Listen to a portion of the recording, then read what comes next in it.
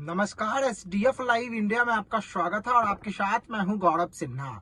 BJP द्वारा तरजीह नहीं दिए जाने के बाद भी राष्ट्रीय लोक जनशक्ति पार्टी के मुखिया पशुपति कुमार पारस सभी गिले शिकवे को भुलाकर भले ही अपने भतीजे के कोटे में आई 5 सीटों सहित बिहार की सभी 40 सीटों पर एनडीए की जीत का दावा कर रहे हूं, लेकिन भतीजे चिराग पासवान की कार्यशैली से नाराज लोजपा रामविलास के कई जमीनी नेता व कार्यकर्ता कम से कम चिराग की नैया डुबोने की कोशिश में जरूर लग गए हैं। अन्य सीटों पर राजद, कांग्रेस, लेफ्ट या वीआईपी के उम्मीदवारों का सामना एनडीए के प्रत्याशी से होगा, जबकि हाजीपुर को छोड़कर चिराग के खाते में आई वैशाली, खगड़िया, समस्तीपुर और जमुई में लोजपा रामविलास के ही नेता कार्यकर्ता संकट बनकर अगर खड़े हैं तो उसके पीछे चिराग द्वारा की गई उपेक्षा है। गुंडा बैंक से गहरे ताल्लुकात रखने वाले सोना, चांदी व हीरा के व्यापारी की आरती क्यों उतारी जा रही है? समस्तीपुर, खगड़िया और वैशाली में प्रत्याशियों का चयन क्या माल के आधार पर किया गया? लोजपा रामविलास सुप्रीमो चिराग पासवान पर कई गंभीर आरोप लगाकर पार्टी के वरिष्ठ नेताओं ने सामूहिक रूप से इस्तीफा क्यों दे दिया और इसका कितना असर एनडीए खासकर चिराग की लोजपा पर पड़ेगा? इस तरह के कुछ ऐसे सुलगते सवाल है जिसका माकूल जवाब देना पार्टी सुप्रीमो चिराग के लिए कहीं न कहीं मुश्किल साबित हो रहा है। चिराग पासवान यह कहकर भले ही सवाल को टालने की कोशिश करें कि उनके कोटे में आई 5 सीटों पर 50 दावेदार थे, उन्हीं में से योग्य युवाओं को उन्होंने तरजीह दी, लेकिन सियासी जानकारों का कहना है कि बिहार फर्स्ट, बिहारी फर्स्ट का नारा गढ़कर और सीएम नीतीश कुमार का विरोध कर चिराग ने 3-4 साल में जितनी राजनीतिक पूंजी जमा की थी वह प्रत्याशियों के चयन में ही शायद उन्होंने गवा दी है और आने वाला समय चिराग के लिए मुश्किल भरा हो सकता है। प्रत्याशियों के चयन को लेकर चिराग ने पैमाना क्या तय किया था और पार्टी में टूट के समय धोखा देने सहित वैसे उम्मीदवारों पर उन्होंने भरोसा क्यों जताया जिनकी पार्टी में कोई बड़ी भूमिका नहीं रही है? यह तो वह और उनके प्रत्याशी स्पष्ट तौर पर बता सकते हैं, लेकिन पार्टी में टूट के बाद लोजपा रामविलास को सींचने और संघर्ष के दिनों में चिराग का साथ देने वालों ने पार्टी से इस्तीफा देकर यह साबित कर दिया है कि आने वाला समय उनके लिए कितना मुश्किल भरा हो सकता है। कह सकते हैं कि एनडीए के अन्य घटक दलों को छोड़िए, लोजपा रामविलास के अंदर ही जिस तरह बगावत की आग देखने को मिल रही है उससे निपटना चिराग के लिए शायद आसान नहीं होगा। लोकसभा चुनाव में प्रत्याशियों के चयन से क्षुब्ध पार्टी के वरिष्ठ नेताओं या यूं कहें कि सेकंड लाइन के अधिकांश नेताओं का कहना है कि चिराग पासवान ने अपने बहनोई अरुण भारती के साथ साथ 3 वैसे नेताओं को टिकट दिया जिसको लेकर दल के अंदर भारी आक्रोश पनपा है। पार्टी का जनाधार बढ़ाने के लिए दिन रात लगे रहने वाले नेताओं का कहना है कि पार्टी के लिए समर्पित नेताओं की जगह पैसे लेकर बाहरी को उम्मीदवार बना दिया गया। प्रदेश संगठन मंत्री इंजीनियर रविंद्र सिंह, पूर्व मंत्री और पार्टी के राष्ट्रीय उपाध्यक्ष रेणु कुशवाहा, पूर्व विधायक व राष्ट्रीय महासचिव सतीश कुमार समेत दर्जनों नेताओं का कहना है कि चिराग पासवान ने करोड़ों रुपए लेकर टिकट बेच दिया। प्रत्याशियों का चयन किए जाने से पहले तक चिराग का गुणगान करते रहे नेताओं का साफ कहना है कि जिन लोगों ने पार्टी को खड़ा करने में समय देते हुए मेहनत किया उनके साथ धोखा किया गया है। ईमानदारी से काम करने वालों को दरकिनार कर पैसे लेकर टिकट दिए गए हैं। चिराग पासवान के क्षुब्ध नेताओं ने सीधा आरोप लगाया कि खगड़िया, समस्तीपुर और वैशाली की सीट बड़े डील के आधार पर बेची गई है। बिना संगठन की सहमति के ही ऐसे प्रत्याशियों को टिकट दिया गया है जिनकी कोई राजनीतिक पहचान नहीं है। बात अलग है कि चिराग पासवान की पार्टी ने इन आरोपों को खारिज किया है। पार्टी के प्रवक्ता विनीत सिंह का कहना है कि कोई भी निर्णय लोकतांत्रिक तरीके से लिया जाता है। उम्मीदवारों का चयन पार्लियामेंट्री बोर्ड करती है और अंतिम निर्णय चिराग पासवान ने लिया है, लेकिन पार्टी से इस्तीफा देने वाले नेताओं का कहना है कि बिहार में जिस नेता के ठिकानों पर इनकम टैक्स डिपार्टमेंट की छापेमारी होती है, भाजपा व उनके सहयोगी दल टिकट देकर उन्हें चुनावी मैदान में उतार देते हैं। विधान परिषद के बाद अब लोकसभा चुनाव में भी ऐसा ही हुआ है। भाजपा भले ही भ्रष्टाचारियों सहित टैक्स चोरी करने वालों को नहीं बख्शने की बात करती हो, लेकिन हकीकत ठीक इसके उलट है। जिस नेता के ठिकानों पर केंद्रीय जांच एजेंसियां छापेमारी करती है उन्हें भाजपा या लोजपा द्वारा टिकट देकर चुनावी मैदान में उतार दिया जाता है।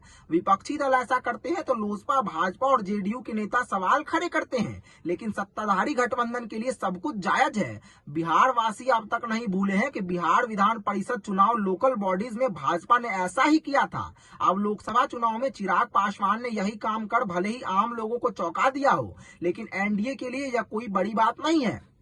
2022 में जिस नेता के व्यावसायिक ठिकानों पर इनकम टैक्स डिपार्टमेंट ने छापेमारी की थी, लोजपा रामविलास ने उन्हें खगड़िया से प्रत्याशी बना दिया। समस्तीपुर से प्रत्याशी बनाई गई शांभवी चौधरी को लेकर भी तरह तरह की चर्चा है। चिराग से नाराज नेताओं का कहना है कि जिस अशोक चौधरी ने पार्टी में टूट के दौरान बड़ी भूमिका निभाते हुए चिराग पासवान के विरुद्ध क्या कुछ नहीं बोला और क्या कुछ नहीं किया, उनकी बेटी को समस्तीपुर का कैंडिडेट घोषित कर दिया गया। पार्टी में पासवान जाति के कई ऐसे मजबूत लोग थे जिन्हें कैंडिडेट बनाया जा सकता था, लेकिन संजय पासवान जैसे कई लीडरों को किनारे लगाते हुए उस शांभवी चौधरी पर भरोसा जताया गया जो पार्टी की प्राथमिक सदस्य तक नहीं थी। इसीलिए इस बार समस्तीपुर का पासवान समाज अपने आप को ठगा महसूस कर रहा है और इसका करारा जवाब चुनाव में जरूर देगा। वैशाली की मौजूदा सांसद वीणा देवी ने पार्टी में टूट के समय बड़ी भूमिका अदा की थी। अगर वह प्रिंस राज को अलग ले जाकर चिराग के विरुद्ध बगावत करने के लिए मजबूर नहीं करती तो प्रिंस राज किसी भी कीमत पर ना ही पार्टी को टूटने देते और ना ही पशुपति कुमार पारस के साथ चिराग पासवान का रिश्ता खराब होता। चिराग कहते भी रहे कि पार्टी में टूट के समय धोखा देने वालों को किसी भी कीमत पर टिकट नहीं दिया जाएगा। बावजूद इसके उन्होंने वही किया जो पार्टी के लोग नहीं चाहते थे। शांभवी चौधरी और वैशाली की मौजूदा सांसद वीणा देवी की बातों को कुछ देर के लिए अगर दरकिनार भी कर दें तो खगड़िया के लोजपा प्रत्याशी राजेश वर्मा को लेकर काफी आक्रोश देखा जा रहा है।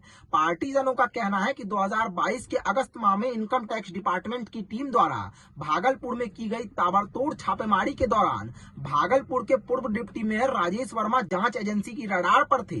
राजेश वर्मा चिराग पासवान की पार्टी लोजपा रामविलास की ओर से भागलपुर जिला के जिलाध्यक्ष रहते हुए 2022 में विधानसभा प्रत्याशी रह चुके हैं, लेकिन पार्टी का भागलपुर में विस्तार करने को लेकर उनसे कहा गया तो उन्होंने अध्यक्ष पद से इस्तीफा दे दिया और पार्टी को भगवान भरोसे छोड़ दिया। बाद में दूसरे को कमान देकर पार्टी का विस्तार किया गया। इनकम टैक्स विभाग की टीम ने उनके आवास और व्यावसायिक प्रतिष्ठानों पर छापेमारी की थी। सिर्फ भागलपुर में नहीं, पूर्णिया में भी आयकर टीम ने लोजपा नेता राजेश वर्मा के रजनी चौक स्थित हरिओम लक्ष्मी नारायण ज्वेलर्स में भी रेड की थी।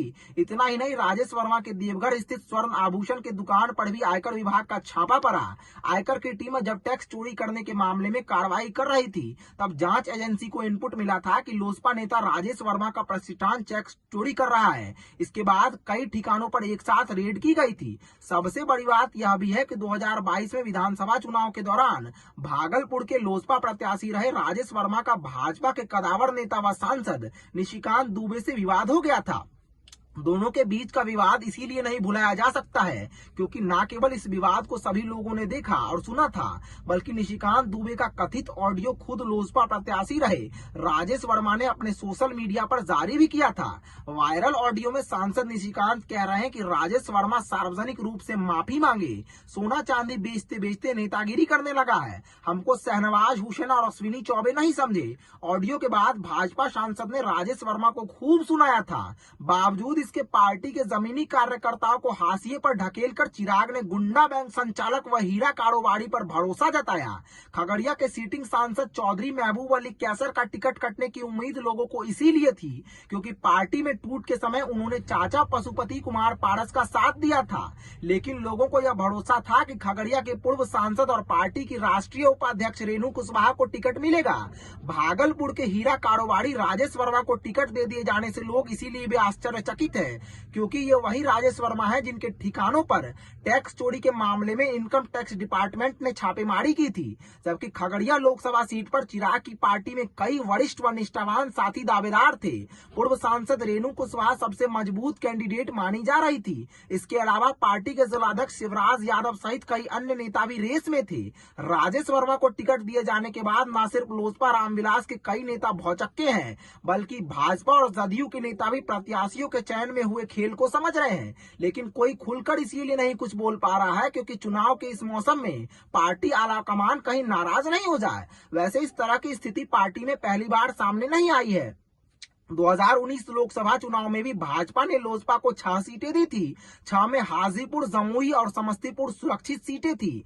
तब रामविलास पासवान ने तीनों सुरक्षित सीटें अपने बेटे और दोनों भाइयों के बीच बांट दी थी। 2019 के लोकसभा चुनाव में हाजीपुर से पशुपति कुमार पारस, समस्तीपुर से रामचंद्र पासवान और जमुई से चिराग पासवान ने जीत दर्ज की थी। 2024 के लोकसभा चुनाव में भी ये तीनों सीटें चिराग के पास है। इनमें हाजीपुर से चिराग स्वयं लड़ेंगे। में जमुई से जीजा अरुण भारती को लड़ा रहे हैं। समस्तीपुर से नीतीश कैबिनेट के मंत्री अशोक चौधरी की बेटी शांभवी चौधरी को उतारा गया है। अशोक चौधरी दलित हैं, लिहाजा इनकी बेटी को चिराग पासवान ने समस्तीपुर सीट से चुनावी मैदान में उतार दिया है। लेकिन संघर्ष के साथियों को टिकट देने के बजाय बाहरी को उम्मीदवार बनाए जाने के बाद चिराग पासवान कटघरे में है। कहा जा रहा है कि लोजपा रामविलास ने संघर्ष के साथियों को टिकट नहीं दिया। दल के वरिष्ठ नेता अरुण कुमार को दरकिनार तो किया ही, रेणु कुशवाहा सहित लोजपा रामविलास से जुड़े दलित नेताओं को भी चुनावी मैदान में उतारना मुनासिब नहीं समझा।